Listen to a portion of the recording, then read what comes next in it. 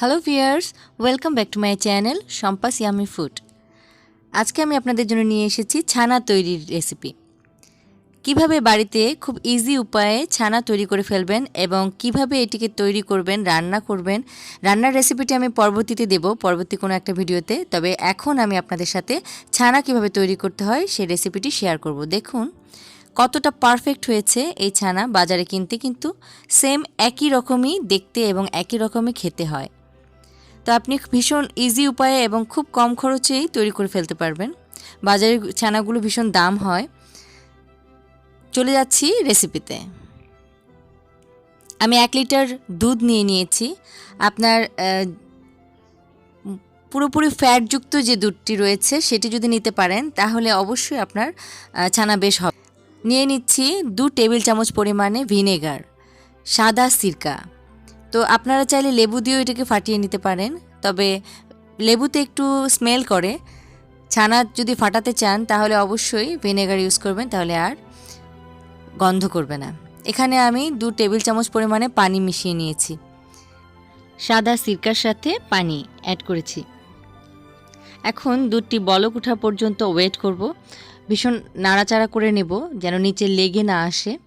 সেজন্য যদি লেগে ওঠে তাহলে ছানাটির মধ্যে একটা পোড়া পোড়া স্মেল চলে আসবে। তো চেষ্টা করবেন নাড়িয়ে নিতে সবসময়। ভালোভাবে বলক এসে গেছে দেখুন।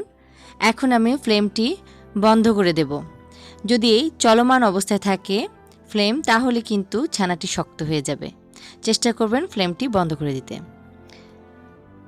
এখন আমি অল্প অল্প করে এই সিরকা এবং পানি মিশ্রিত লিকুইডটি দিয়ে দেব এবং আস্তে আস্তে নেড়ে দেব।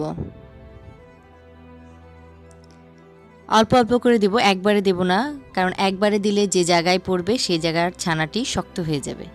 চেষ্টা করবেন অল্প অল্প করে দিতে এবং খুব ভালোভাবে চামচের সাহায্যে নাড়িয়ে নিতে। এই সম্পূর্ণ সিরকার পানিটি লেগে যাবে 1 লিটার দুধের জন্য। দেখুন ছানা ফাটতে শুরু করেছে।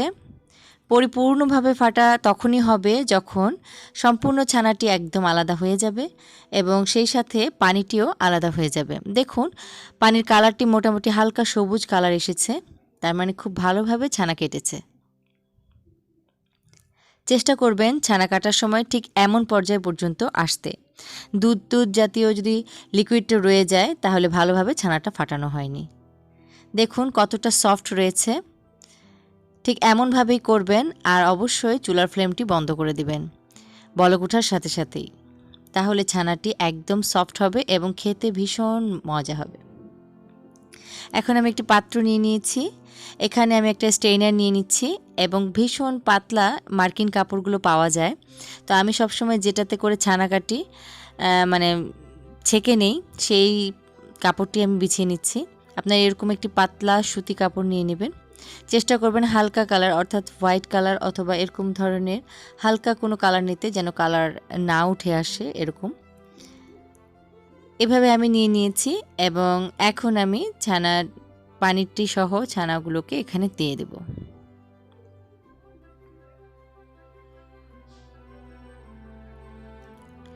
ভীষণ গরম এখন, তো আলতো হাতে আমি জাস্ট কাপড়টিকে তুলে ধরবো ছানা থেকে পানিটিকে বেরিয়ে আসার জন্য এবং এভাবেই একটি পাত্রে রেখে দেব কিছুটা ঠান্ডা হওয়ার জন্য। ঠিক এভাবে মোটামুটি হালকা ঠান্ডা হওয়ার জন্য আমি এক জায়গায় স্ট্রেনারের উপরে রেখে দিচ্ছি। পানিটি দিয়ে আপনি যে কোনো ডো মাখাতে পারেন, খেতে ভীষণ ভালো লাগবে। সেটা দিয়ে রুটিও বানাতে পারেন অথবা বিভিন্ন ধরনের ডো তৈরি করতে পারবেন, যেটা দিয়ে আপনি লুচি রুটি এই টাইপের কিছু খাবার খাওয়া যায় এরকম কিছু। ছানাটি মোটামুটি ছাঁকা হয়ে গেছে, একটু টাইট করে নিচ্ছি আমি। দেখুন একটু ঠান্ডা না হলে এটা করতে পারবেন না, ভীষণ গরম থাকলে হাতে লেগে যাবে। ঠিক এইভাবে যেভাবে আমি দেখাচ্ছি ঠিক এভাবে করে নেবেন। একটি পাত্র নিয়ে নিয়েছি, তাতে আমি ছানাগুলোকে আস্তে আস্তে খুব ভালোভাবে চেপে চেপে কিছুটা রুটির মতো করে হাত দিয়ে চেপে নিচ্ছি পানিটি বের হয়ে আসার জন্য। এবং পাশে দেখুন কাপড়টি আমি আস্তে আস্তে পেঁচাতে শুরু করেছি।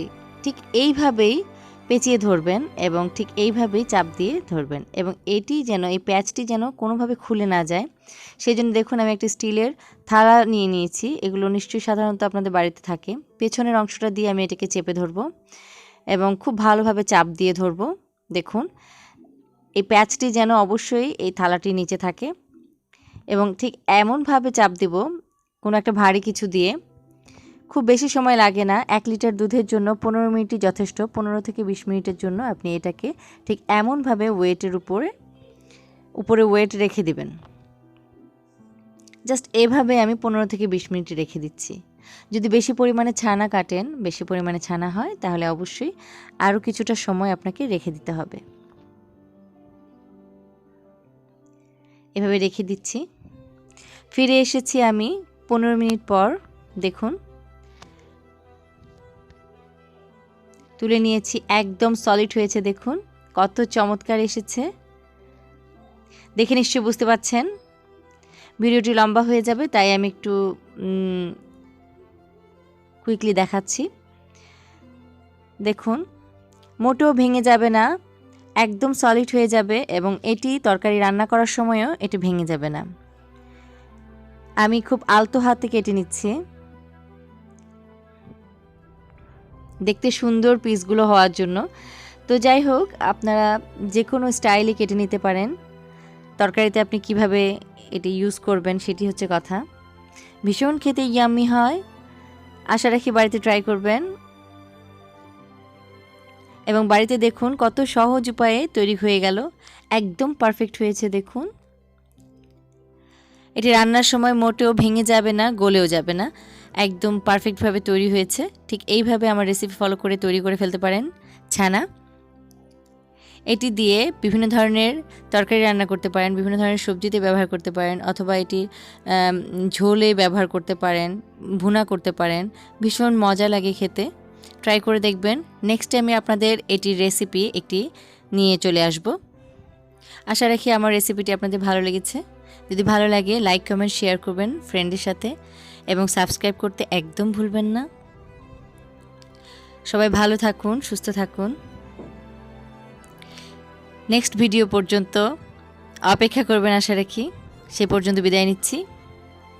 আপনাদের সকলকে অসংখ্য ধন্যবাদ।